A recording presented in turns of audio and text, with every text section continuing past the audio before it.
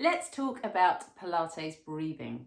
If you're someone who's spent quite a lot of time looking around YouTube or Google, really trying to work out how to breathe in Pilates, or perhaps you've been sat in a Pilates class and you're thinking, I really still don't get this, but I should know that by now, I don't want to ask, then you're in the right place. My name's Karen. I've been teaching Pilates for over 15 years, and it's something that people often say to me in Pilates classes. Karen, I think I've got the breathing all wrong. How do I do it? I'd like to make Pilates breathing less complicated. So today I'm just going to talk about three things. One, why is it so different to yogic breathing and what is specific about Pilates breathing? Number two, we're going to go through some techniques on how to do it and things that you can practice at home. And number three, we're going to think about the way the breath differs in different Pilates exercises and the reasons for that. Let's start with a quote from the man himself though. Joseph Pilates was really big on breathing. It was one of his key principles when it came to Pilates. And he said, before anyone can derive any real benefit from physical exercise, one must learn how to breathe properly. One's very life depends on it. Breathing is really important. We know that we need to do it to stay alive. So what's so big about how we breathe in Pilates? Well, in Pilates, the whole idea is that we breathe sideways. So technically, that's called lateral thoracic breathing. That's breathing into the sides of our body. In yoga, there tends to be more of an emphasis on breathing into your belly. Now, I say that not as a yoga instructor, just from what I have learned from other practices and from attending yoga classes myself. So I don't suppose to be an expert on yoga. What I do know is though in Pilates, we don't necessarily want to breathe through a specific orifice, but what we do want to do is try and breathe into our sides, and by doing so, we're actually trying to control the muscles inside our tummies. Yes, if we're relaxing and we're just kind of chilling out and doing a light relaxation and meditation, we may well choose to breathe into our bellies and just let it go. It's good for us. But when we're actually doing the exercises, we're trying to control this midsection, so we're trying to breathe slightly differently. Let's think about that in an exercise now. If you bring your hands onto your ribs here, and I'm going to press them quite firmly into my ribs, just here, just about under where my bra strap is, so around the middle of the ribs, press in. And then I want you to feel that you just breathe into your hands and let the ribs come in together. We're going to breathe in and we're going to let the ribs come together. Now you may have already noticed I can't breathe and talk at the same time, and that's actually quite a big issue when I'm teaching Pilates. I'm trying to teach the breath, but I'm trying to talk it through as well. So it's up to you to breathe. Listen to us. So we're going to breathe in. Now, the other thing I want you to think about, what are your shoulders doing? Can you keep those shoulders relaxed? If we get tense, if you've got any kind of breathing conditions like asthma, there'll be a tendency for these shoulders to rise and fall, and that creates this tightness around neck and shoulders. And we don't necessarily access all that really good, richly oxygenated blood down at the bottom of the lungs. So we're trying to promote that gaseous exchange, promote that oxygenation by breathing really deeply down into here. So think bottom ribs. Can you breathe into those bottom ribs now?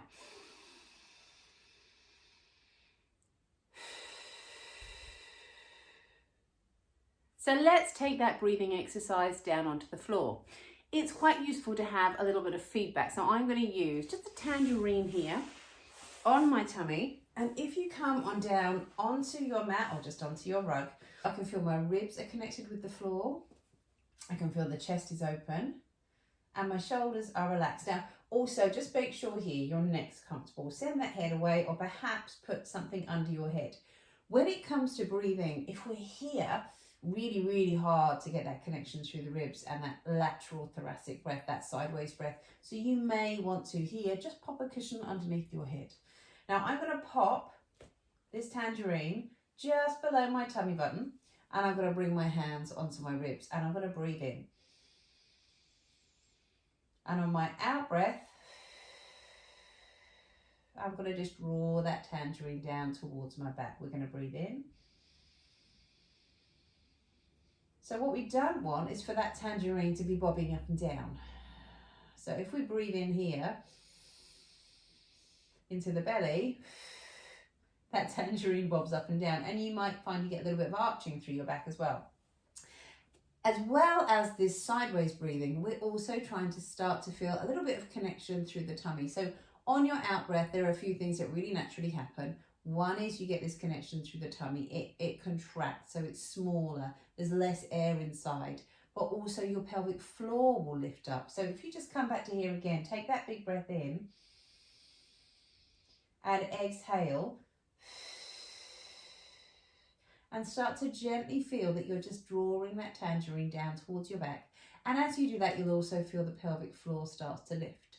And if you want to do that we start to add some movement. So breathe in here.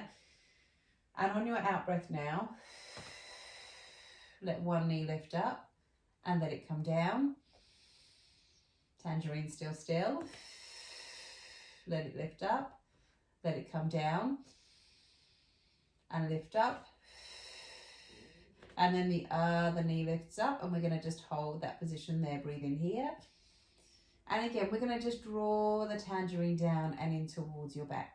So I do want to just go through some of the ways that you might breathe more specifically for specific exercises in Pilates and why we do that.